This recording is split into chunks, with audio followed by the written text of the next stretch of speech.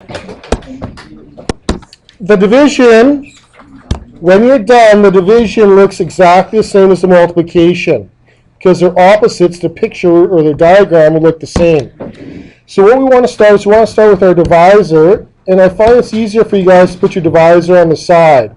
Although you're welcome to put it on the top, it won't make a lick of difference. Okay? So what we have is we're trying to divide this thing into two groups. That's exactly what it's saying, divide into two groups. So if we have two x's, how are we going to fit it into our diagram right here by dividing into two groups? Yep. Yeah, well, on top of each other, right? So they would line up, right? Their one side would line up with the ones there, the one tiles. And so there's the 2x divided into two groups. What about the 6? How can we divide that into two groups? Key in again. Yeah, each two groups of 3. 1, 2, 3. So now what we have to do, this is our division part, we have to figure out our quotient. The quotient is the answer to the division. So what's the length of the top right here? Well, draw your diagram to match it. We have a length of x, and a length of 1, and a length of 1, and a length of 1. So all together, we can make a division statement now. So for question number 4, it says make a division statement. This is what we want. Okay, so we're going to take 2x plus 6 divided by 2. That equals x plus 3. And that's what we finished drawing up top, x plus 3. Does this look like multiplication? Yeah. Totally does. But we started differently, and that's what made a division question. Okay. Questions, comments? So I've been trying to choose my words carefully. What do you guys notice here? Looking at your diagram and looking at your algebra now right here, what's kind of happening? How are we getting this x plus 3?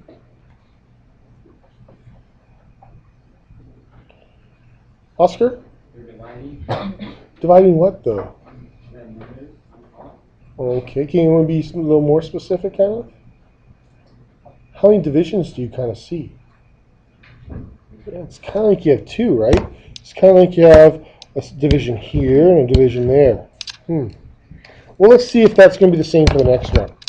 So, draw your multiplication grid, or division grid in this case, because we are dividing. And let's take the 5x and let's put it on the side. And again, you could start with on top. Totally could. But I find that you guys are more appreciative or like it better when it's on the side. Okay.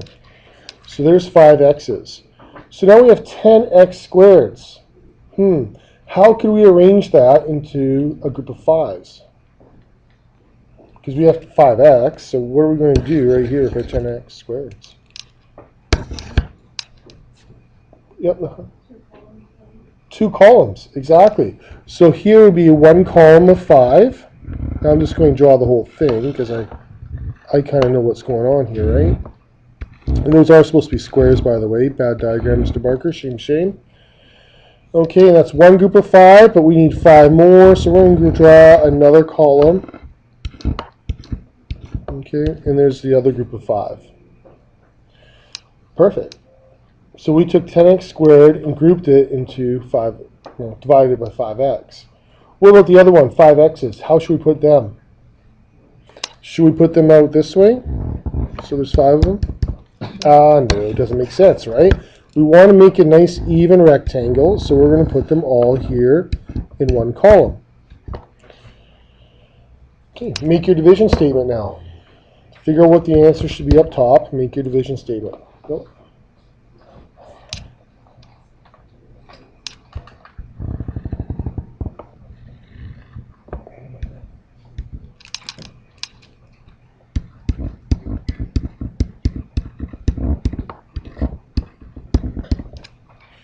So the length up top is 2x plus 1. Okay, and that's your division statement. Any questions?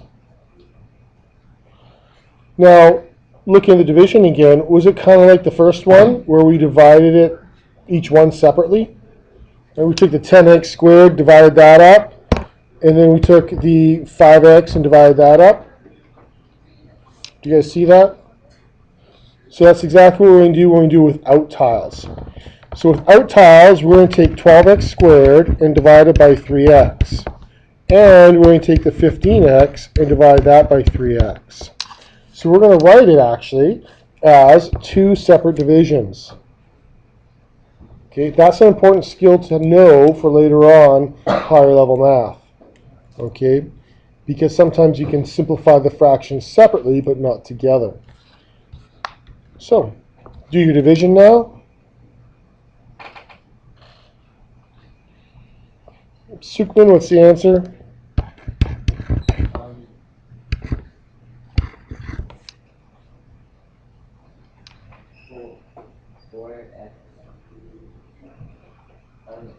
Oh, okay, so I didn't. Sukman? Sorry. 4x minus 5. Good. Okay. Devin, we don't laugh and giggle at others. With them? Okay. With them's okay. Adam's not. Alright, let's do the next one now. I want you to write it as three separate divisions because it's important to know that that's what we can do with our fractions. Each one can separately be divided by 5x.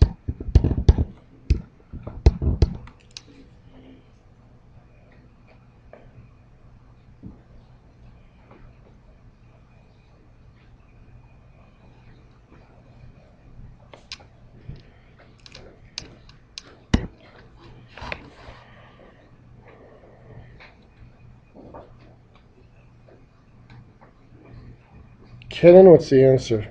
5x squared plus 5x plus 3. Plus what x? 5x. 10 divided by 5? Oh, 2x. 2x. Yeah. Can't read your own writing, eh? Right, plus 3. Good. How many people got that? Hands up. Awesome. You guys are experts. Do the next one on your own. Go. Yes.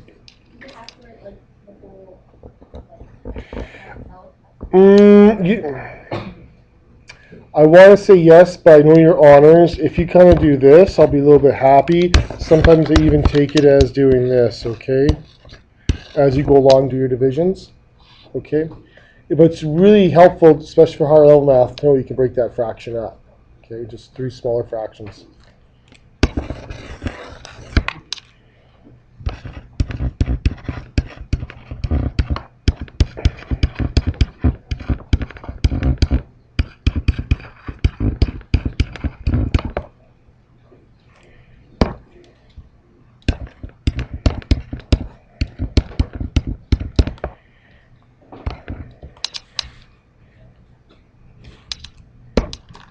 Okay, now look at the next one. So what can we divide all three of them by? Alan? 1. 1? Well, yeah, but that's not really dividing, though. I mean, it is dividing, but nothing changes, so we wouldn't do that. Naveen? X. There's no common number between them, but there's the x in all of them, so we can divide by x. We do this all the time in grade 10 where you have to choose the divisor. We call that the GCF. So you're dividing by the greatest common factor. And so sometimes you have to come up with what to divide by. Okay, please write the answer now. Do your division.